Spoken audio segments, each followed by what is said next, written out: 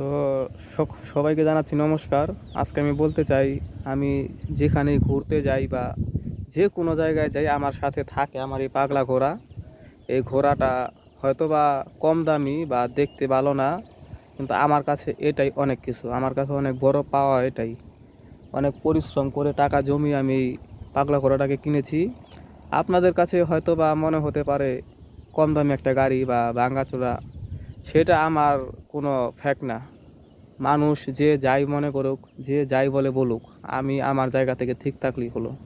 এটাই আমি বলতে চাচ্ছি যে মানে, মানুষের কাছে একটা যাই থাকুক সেটাকে কখনো অবহেলা করা উচিত না। তাহলে একটা সময় কিন্তু আপনাকেও অন্য একজন অবহেলা করব। এটাই স্বাভাবিক, বাস্তব বাস্তব জীবনে কিন্তু এইটাই ঘটে। আমি বলতে চাচ্ছি, আমার এই পাগলা ঘোড়াটা আর আমি অনেক জায়গায় ঘুরি টুরি। সবাই একটু দোয়া বা আশীর্বাদ করবেন, যাতে কোনো অ্যাক্সিডেন্ট বা কোনো এইরকম দুর্ঘটনা যেন না পড়ি। সাবধানে যাতে সবসময় চলে ফিরে যেতে পারি। ধন্যবাদ সবাইকে।